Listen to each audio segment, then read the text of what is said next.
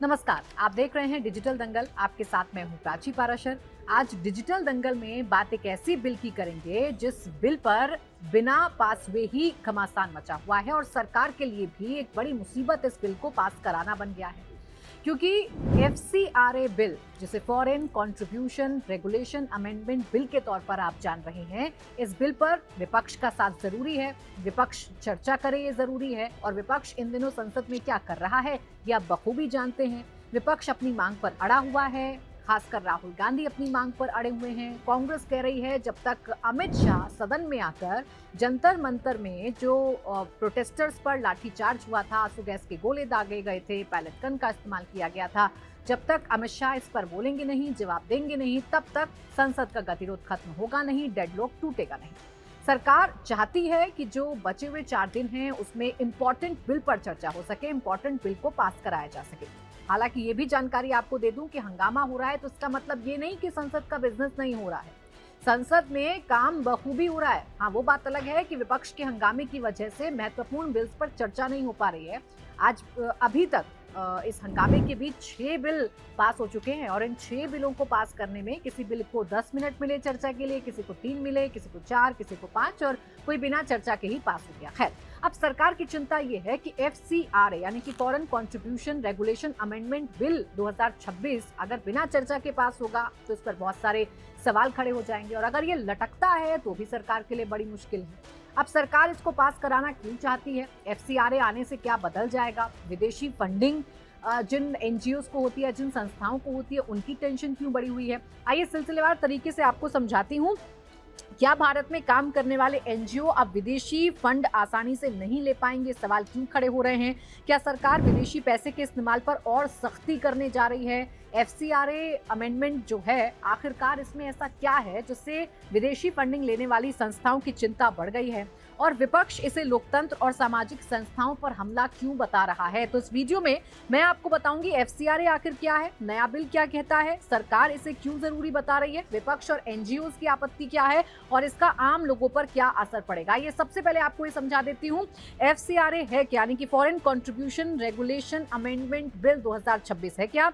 सरल भाषा में अगर आपको समझाऊं तो ऐसा कानून जो ये तय करता है कि भारत में कौन विदेशी स्रोतों से पैसा ले सकता है और किस शर्त पर ले सकता है। यानी अगर कोई एनजीओ विदेश से फंडिंग लेता है तो ये डेफिनेशन तैयार करता है ये बिल। ये कानून अगर बन जाएगा तो ये तय करेगा कि आखिर कौन सी संस्था विदेशी फंडिंग ले सकता है और कितनी विदेशी फंडिंग मिल सकती है संस्थाओं को। मान लीजिए कि कोई विदेशी संस्था भारत में शिक्षा, स्वास्थ्य, पर्यावरण या सामाजिक काम करने वाले एनजीओ को पैसा देना चाहती है तो ये पैसा सीधे नहीं भेज सकती है। इसके लिए एनजीओ के पास एफसीआरए रजिस्ट्रेशन या सरकार की मंजूरी होना जरूरी है। इस कानून का मकसद ये है कि विदेशी फंडिंग का इस्तेमाल देश विरोधी गतिविधियों में ना हो, राजनीतिक प्रभाव या गैर कानूनी कामों में ना हो। अक्सर आप देखते होंगे कि जब देश में प्रोटेस्ट होते हैं और हिंसक प्रोटेस्ट होते हैं तो आप एक शब्द बड़ा सुनते होंगे कि विदेशों से फंडिंग की जा रही है, या किसी भी देश में अगर कोई अस्थिरता आती है तो विदेशी फंडिंग का जिक्र किया जाता है। विदेशी फंडिंग डायरेक्ट नहीं आती है, एनजीओ के जरिए आती है, सामाजिक कार्य करने वाली संस्थाओं के जरिए आती है। तो ऐसे में इन चैरिटेबल ट्रस्ट पर नियंत्रण रखने के लिए या विदेश से जो फंडिंग आ रही है उसे मॉनिटर करने के लिए एफसीआरए जरूरी है। वो देखने के लिए कि जो पैसा आ रहा है वो कितना वाइट है, जो पैसा आ रहा है वो बाकी में चैरिटी के लिए इस्तेमाल हो रहा है या उसका इस्तेमाल देश में अलग अलग जगहों पर अशांति फैलाने के लिए हो रहा है। इसलिए एफसीआरए सरकार के लिए जरूरी है। सरकार ये जानना चाहती है कि पैसा कहां से आया, कितना आया और कितना पैसा जिस चैरिटेबल ट्रस्ट को अगर मिला है या मान लीजिए किसी भी एनजीओ को मिला है तो वो कितना पैसा कहां कहां पर खर्च कर रही है, कि जिस मकसद से विदेशी फंडिंग की गई है उसी मकसद से पैसे का इस्तेमाल किया जा रहा है या किसी और मंशा से इस पैसे का इस्तेमाल किया जा रहा है। अब आप ये कहेंगे कि भाई विदेशी फंडिंग होना कोई नई बात तो है नहीं। अब आप ये कहेंगे कि एनजीओ तो इस देश में पहले भी काम करते हैं, सामाजिक संस्थाएं तो पहले भी काम करती हैं, तो एकाएक एफसीआरए की चर्चा क्यों हो रही है, सरकार के लिए ये जरूरी क्यों हो गया है? तो इसका जवाब भी आपको देती हूँ। सरकार का ये कहना है कि कई बार विदेशी फंड का इस्तेमाल भारत की नीतियों को प्रभावित करने, राजनीतिक माहौल को बिगाड़ने और सरकार को अस्थिर करने या सरकार को अनकंफर्टेबल करने के लिए हो जाता है। कई बार विदेशी ताकतें देश में परेशानी पैदा करने के लिए, देश में अपनी साजिश के तहत माहौल बिगाड़ने के लिए विदेशी फंडिंग का इस्तेमाल करती हैं। कई बार ये देश की सुरक्षा से जुड़ा हुआ मसला भी हो जाता है। इसलिए सरकार लगातार नियमों को मजबूत करना चाहती है। पिछले कुछ सालों में हजारों एनजीओज के एफसीआरए लाइसेंस रद्द कर दिए गए हैं। यानी कि ऐसे एनजीओज जिन्हें विदेश से पैसा मिल तो रहा है, लेकिन वो एनजीओज ये बताने में कामयाब नहीं हो पा रहे हैं सरकार को कि इस पैसे का इस्तेमाल वो कहां पर, कैसे और किस वर्ग के लिए कर रहे हैं, और ये पैसा कहां से आ रहा है, किस सोर्स से आ रहा है, वो मेन सोर्स क्या है। इसीलिए बीते कई सालों में कई सारे एनजीओज के जो एफसीआरए लाइसेंस हैं वो रद्द भी किए गए हैं। सरकार का दावा ये था कि कई संस्थाओं ने नियमों का पालन नहीं किया, समय पर रिपोर्ट नहीं दी या फंड का सही इस्तेमाल नहीं किया। हालांकि कई संस्थाओं ने इन आरोपों को गलत बताया और नियम इतने सख्त हैं कि सामाजिक काम करना मुश्किल हो रहा है, एनजीओ की तरफ से बार बार कहा जाता रहा है। अब नया एफसीआरए बिल क्या है ये भी आप जान लीजिए। जब पहले से ही हमारे देश में नियम निर्धारित हैं कि विदेशी फंडिंग आएगी तो किन संस्थाओं को मिलेगी, कैसे मिलेगी, तो फिर नए अमेंडमेंट की जरूरत क्यों पड़ रही है, इसमें क्या प्रावधान किए गए हैं, तो आइए ये भी आपको समझा देती हूँ। देखिए, नए एफसीआरए बिल की बात करूं तो सरकार का कहना है कि इस बिल का मकसद पारदर्शिता बढ़ाना और विदेशी फंडिंग के दुरुपयोग को रोकना है। प्रस्तावित बदलावों के तहत निगरानी और भी ज्यादा मजबूत हो जाएगी। सरकार को रिकॉर्ड की जांच, दस्तावेज की पड़ताल और नियमों के पालन को सुनिश्चित करने के लिए अधिक स्पष्ट अधिकार इस बिल के तहत मिलेंगे। विदेशी फंड लेने वाली संस्थाओं के लिए जवाबदेही और भी ज्यादा बढ़ जाएगी। सरकार का दावा यह है कि केवल ईमानदार संस्थाओं को फायदा होगा और गलत तरीके से जो विदेशी फंडिंग लेती हैं उनको इससे नुकसान होगा। देखिए, इस विधेयक के जो मुख्य प्रावधान है आपको बता देती हूँ। इसके मुख्य प्रावधान ये है कि नामित प्राधिकारी होगा, यानी कि एफसीआरए प्रमाण पत्र की वैधता समाप्त होने पर एक केंद्रीय प्रशासनिक निकाय को परिसंपत्तियों और विदेशी अनुसंधानों पर नियंत्रण रखने का अधिकार प्राप्त होगा। यानी कि अगर आपकी वैधता खत्म हो जाती है, एफसीआरए का अगर लाइसेंस आपका रिन्यू नहीं हो पा रहा है, तो एक केंद्रीय प्रशासनिक निकाय जो है वो ये देखरेख करेगा कि आपके पास जो पैसा आ रहा है वो कैसे आ रहा है, किस सोर्स से आ रहा है। लाइसेंस की समाप्ति, इसमें ये भी प्रावधान है कि किसी भी प्रमाण पत्र को समाप्त माना जाएगा अगर कोई संगठन उसके रिन्यूअल के लिए आवेदन करने में विफल रहता है। मान लीजिए कि अगर आज किसी एनजीओ का एफसीआरए लाइसेंस खत्म हो रहा है और उसने रिन्यूअल के लिए अगर अपना जो एप्लीकेशन है वो नहीं डाली है, तो इसे क्या माना जाएगा, इसे समाप्त माना जाएगा, यानी कि इस लाइसेंस को रद्द माना जाएगा।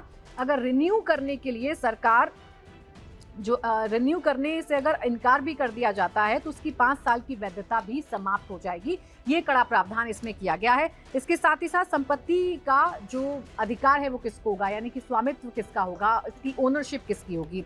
तो विदेशी योगदान से निर्मित संपत्तियां लाइसेंस की अवधि खत्म होने पर या रद्द होने की स्थिति में राज्य को मिल जाएंगी। ये क्लॉज जो है ये सबसे महत्वपूर्ण है और इसी को लेकर सबसे ज्यादा बवाल मचा हुआ है कि मान लीजिए कि कोई एनजीओ अपना एफसीआरए का लाइसेंस रिन्यू नहीं करवा पाया है और रिन्यू ना होने की वजह से, नवीनीकरण ना होने की वजह से वो अगर रद्द हो जाता है तो सीधे सीधे तौर पर उस एनजीओ की जो प्रॉपर्टी है वो राज्य को हस्तांतरित हो जाएंगी, यानी कि वो ट्रांसफर हो जाएंगी, सरकार को ट्रांसफर हो जाएंगी। और इसी को लेकर बवाल है। विपक्ष भी कह रहा है और कुछ संस्थाएं भी ये कह रही हैं कि ऐसे एनजीओज की प्रॉपर्टीज पर सरकार अपना दखल चाहती है, सरकार अपना कब्जा चाहती है। हालांकि जो पूजा स्थल है वो अपना धार्मिक स्वरूप बनाए रखें, ये आवश्यक है। आपराधिक दंड क्या होगा इसमें ये भी आपको बता देते हैं। अधिनियम के सामान्य उल्लंघनों के लिए अधिकतम कारावास यानी कि अधिकतम सजा की अवधि को 5 साल से घटाकर 1 साल कर दिया गया है, जिससे प्रशासनिक संपत्ति नियंत्रण पर ध्यान केंद्रित किया जा सके। तो ये सब कुछ नए एफसीआरए में किया गया है, यानी कि इस अमेंडमेंट में किया जा रहा है। नियमों को और भी ज्यादा कड़ा कर दिया गया है और इसी को लेकर इतना हंगामा बरपा है, इसी को लेकर आपत्ति है। अब विपक्ष और एनजीओ की आपत्ति क्या है, फटाफट से आपको समझा देती हूँ। विपक्ष की राय यह है, विपक्ष का कहना यह है कि सरकार इस कानून का इस्तेमाल असहमति की आवाज दबाने के लिए कर सकता है। विपक्ष ये कह रहा है क्योंकि देखिए पॉलिटिकल पार्टीज को भी चंदा मिलता है, एनजीओज को भी चंदा मिलता है। कई एनजीओज ऐसे भी होते हैं जो पॉलिटिकल पार्टी के सपोर्ट से चलते हैं। तो ऐसे में सीधे तौर पर विपक्ष ये कह रहा है कि एफसीआरए में अमेंडमेंट करके या जो फॉरेन फंडिंग आती है उसमें सख्त कानून बनाकर ये सरकार के खिलाफ उठती आवाज को दबाने की कोशिश सरकार कर रही है। आरोप यह है कि कई सामाजिक संस्थाएं, मानवाधिकार संगठन, रिसर्च ग्रुप पहले से ही दबाव महसूस कर रहे हैं। एनजीओज का कहना है कि जरूरत से ज्यादा नियंत्रण से छोटे संगठनों का काम प्रभावित होगा। उनका तर्क ये है कि शिक्षा, स्वास्थ्य, महिला सशक्तिकरण और गरीबों के लिए काम करने वाले हजारों संगठन जो हैं विदेशी सहायता पर ही निर्भर होते हैं और अगर नियम कड़े हो जाएंगे तो इन संगठनों को काम करने में मुश्किल होगी। हालांकि सरकार ने इन तमाम आरोपों को खारिज कर दिया है। सरकार का कहना है कि देश के लिए, देश की आंतरिक सुरक्षा के लिए जरूरी है कि विदेश से आने वाले पैसे की मॉनिटरिंग की जाए, ये देखा जाए कि पैसा सही सोर्स से आ रहा है या नहीं आ रहा है। आम लोगों पर इसका क्या असर पड़ेगा, इस सवाल का जवाब ये है कि अगर आप किसी एनजीओ से नहीं जुड़े हुए हैं तो आप पर इसका कोई फर्क नहीं पड़ेगा। लेकिन अगर आप किसी एनजीओ से जुड़े हुए हैं, आप किसी सामाजिक संस्था को रन करते हैं, आप किसी भी ऐसी संस्था को रन करते हैं जिससे विदेश से पैसा आता है, तो आपको इससे फर्क पड़ेगा। जरूरी ये है कि आप FCRA अगर ये पास हो जाता है बिल तो ये नया कानून बनेगा और इसमें जो नियम है और भी ज्यादा कड़े हो जाएंगे। सरकार का कहना यह है कि FCRA बिल विदेशी फंडिंग में पारदर्शिता और राष्ट्रीय सुरक्षा के लिए जरूरी है। विपक्ष का कहना यह है कि सरकार के खिलाफ उठती आवाजों को दबाने की कोशिश इसके जरिए की जा रही है। अब देखना ये दिलचस्प होगा कि संसद कब चलेगी, संसद में FCRA पर बहस होगी कि नहीं होगी, और अगर बहस होगी तो विपक्ष का रुख क्या रहता है, क्योंकि फिलहाल संसद चलती हुई नजर आ नहीं रही है। फिलहाल संसद पूरी तरीके से ठप पड़ी है, विपक्ष हंगामा कर रहा है, सरकार मनाने की कोशिश कर रही है, लेकिन लग ऐसा रहा है कि संसद में सिर्फ मर्जी चल रही है। एक मर्जी है विपक्ष की और एक मर्जी है सत्ता पक्ष की। इसी के साथ डिजिटल दंगल में बस इतना ही।